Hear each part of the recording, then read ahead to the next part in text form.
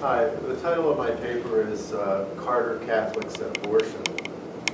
I look at President Jimmy Carter, president from 1977 to 1981, and his abortion politics and policies, and particularly his interaction with the American Catholic community, which, as you know, has been very vocal, although divided, over the issue of abortion ever since Roe v. Wade in 1973 legalized abortion, and even before that. We've heard a lot in the past few weeks about polarization and how our country is, it seems, hopelessly divided between the two political parties and between different points of view. And some have longed for a simpler time when it seemed that people of different ideologies got along better. And there's certainly something to be said for that, and there's certainly some evidence of that, even in my paper, even on the issue of abortion, which, as we all know, is a quite volatile issue. However, to some degree, at least with regard to my topic, this longing for a time of cooperation and conciliation is somewhat misleading, because we've had polarization on the abortion issue, as you probably know, for a very long time. Jimmy Carter somehow found a kind of a middle ground on the issue of abortion. In a sense, he was both pro-choice at a time when that term first started being used, and pro-life. What I mean by this is that Jimmy Carter supported Roe versus Wade and the right of a woman to choose abortion. And he made no bones about that. He was very vocal and insisted on that. However, Jimmy Carter, as you may know, very religious, born-again Christian,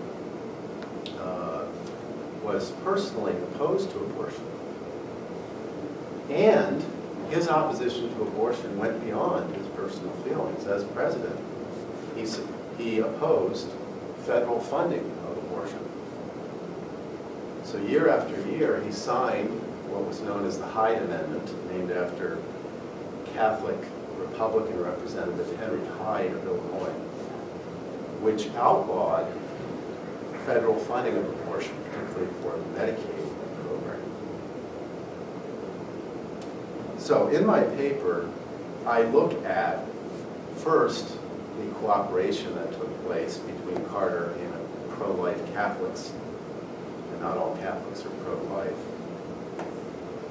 But then, what I'm going to focus on this morning, I guess to impress everyone and show that polarization is not new, although that's not my primary intent, I'm going to focus on how the abortion issue did become highly polarized while Carter was president, and how it affected both the Carter administration and the American Catholic community. By being both pro-choice and pro-life, Jimmy Carter seemed to have found a middle ground on the delicate issue of abortion. Though many American Catholics were uneasy about the first pro-choice president of the Roe era, they found comfort from perhaps the last pro-life Democratic president of the Roe era. While they hoped to do better during his 4 years in the White House, they knew they could have done a lot worse.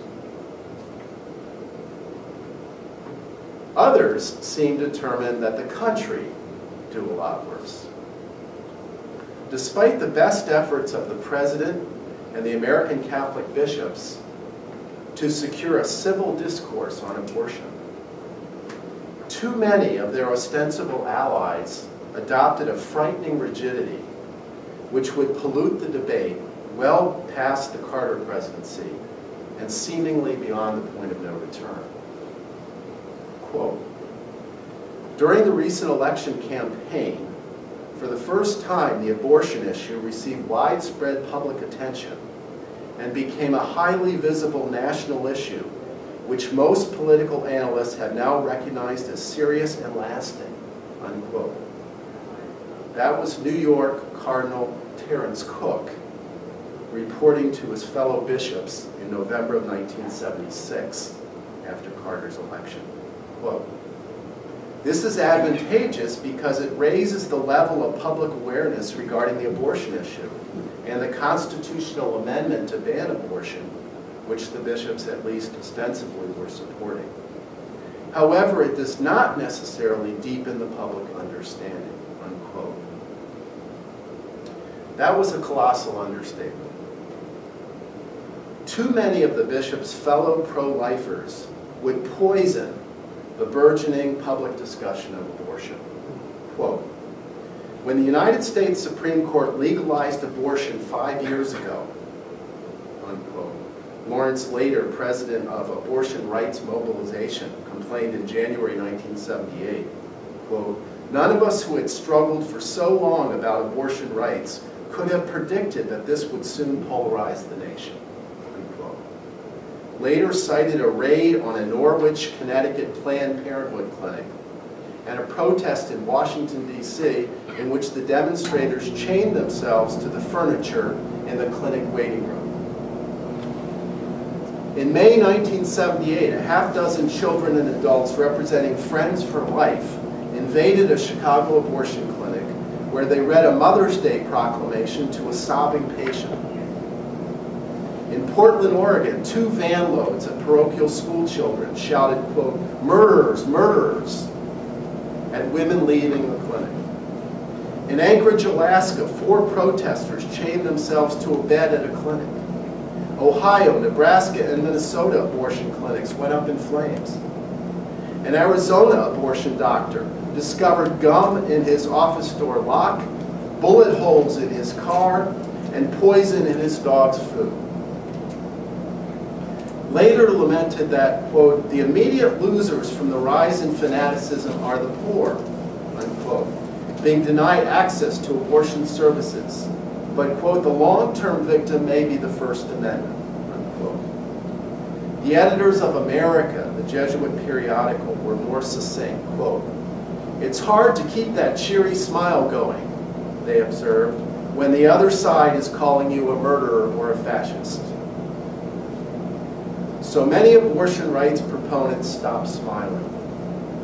National Organization for Women President Eleanor Smeal, claiming without citation that, quote, 76% of all Catholics support the right of women to choose a safe and legal abortion, unquote, signed a 1977 fundraising letter denouncing the, quote, intimidation of state and national legislators by the Roman Catholic hierarchy and the other anti-choice forces, including the Christian Crusade, the John Birch Society, the Ku Klux Klan, and the National States Rights Party, unquote. Karen Mulhauser, executive director of the National Abortion Rights Action League, made her own fundraising appeal, condemning the, quote, imposition of a minority's religious views on all, unquote, in the abortion controversy. Quote, with fanatical zeal and backed by hundreds of thousands of dollars, she wrote in 1977, the so-called right-to-life forces have made major advances in their current attack on those least able to defend themselves, the poor, unquote. The following year, the Planned Parenthood Federation of America, which provided contraceptive materials and abortion services, published a booklet called Abortion Eve. On the back cover was a familiar portrait of the Immaculate Conception of Mary, but with 2 glaring changes. The Virgin Mother's face was that of Mad Magazine character Alfred E. Newman.